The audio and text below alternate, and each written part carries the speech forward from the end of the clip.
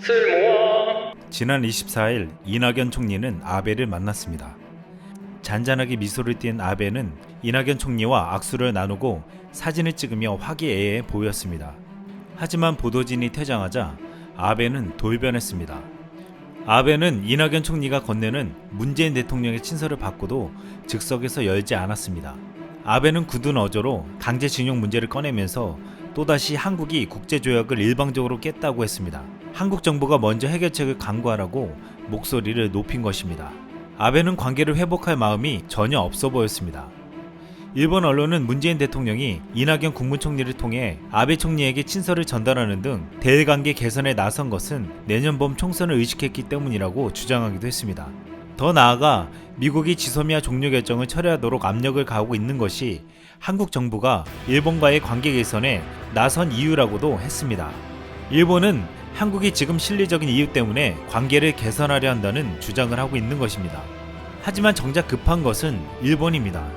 이번 일본의 경제 보복으로 인해 피해를 입고 있는 것은 오로지 일본이기 때문입니다. 한국 내에서 일어난 자발적인 일본 불매운동은 한국에서 일본 제품을 거의 몰아내다시피 하고 있습니다. 한 일본 경제인은 한국의 일본 불매운동은 지독하다고 표현할 정도였습니다. 이낙연 총리는 지난 24일 일본 방문을 마친 뒤 일본 경제계 인사들과의 면담 내용을 소개했습니다. 일본 경제계 인사들은 한일 갈등으로 인한 경제 피해에 심각한 우려를 표했습니다.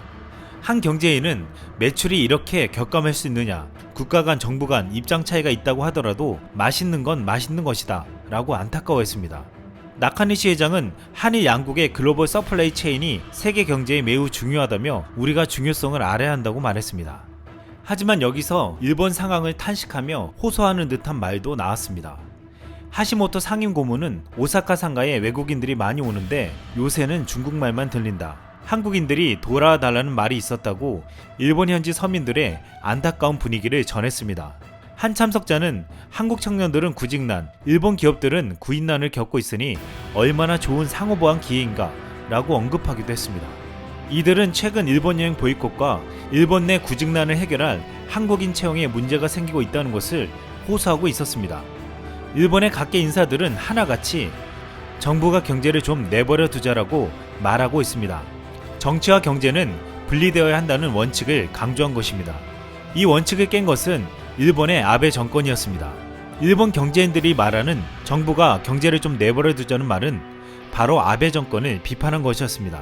아베는 그동안 지켜왔던 정경분리 원칙을 파괴하고 일본 기업인들에게 피해를 감당하라고 강요하고 있기 때문입니다. 일본의 기업인들보다 더 상황이 시급한 곳이 있었습니다. 한국의 일본 여행 보이콧으로 경제가 초토화된 일본의 지방 소도시입니다. 이제 더 이상 참다 못해 지방자치단체장들이 한국을 찾아오고 있습니다. 지난 23일 일본 미야자키현 고우노 신지 지사가 아시아나항공 본사를 방문해 미야자키 노선 활성화에 대한 의견을 전달했습니다. 고우노 신지 지사는 한국은 미야자키현에 있어서 소중한 이웃 나라이며 앞으로 지속적인 교류를 확실하게 이어나가고 싶다며 많은 한국 승객들이 미야자키를 방문해 주시기를 바란다고 당부의 말을 했습니다. 또한 지난 6일에도 일본의 지자체는 고위 간부 등으로 꾸려진 대표단을 한국에 보내 항공사 임원 등과 만나고 돌아갔습니다. 전체 노선의 60% 이상이 일본 노선인 에어서울의 경우 지난달 최소 3곳의 일본 지자체 관계자가 각각 방문해 협력 강화를 요청했습니다. 에어서울은 주로 잘 알려지지 않은 일본 중소도시를 발굴해 취항하는 전략을 취해왔고 이로 인해 한국 관광객이 유입된 일본 중소도시들은 경제적인 효과를 누려왔습니다. 일본 지자체 관계자들은 제주항공과 이스타항공도 찾았습니다. 일본 지자체들은 항공 노선을 축소하거나 없애지 말아달라고 부탁하고 돌아갔습니다. 일본의 9월 무역수지가 약 1조 3,380억 원의 적자를 기록했습니다.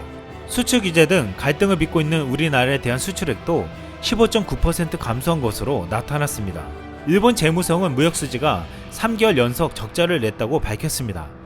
일본 정부는 괜찮다고 하고 있으나 실제로 일본은 힘든 상황입니다. 한국 정부가 일본과 화해하려는 노력을 꾸준히 하고 일본 정부가 이를 거부한다면 일본 기업가들의 불만과 지방 소도시 주민들의 원성은 아베 정권을 향해 갈 것입니다. 또한 내년에 일본은 도쿄올림픽이라는 큰 행사를 앞두고 있습니다. 시간이 갈수록 아베 정권은 위기에 몰릴 가능성이 크다고 예상되는 이유입니다. 아베는 한국이 먼저 손을 내밀 때 마주못해 잡는 척이라도 했어야 했다고 후회할 날이 올지 모릅니다. 이상 쓸멍이었습니다.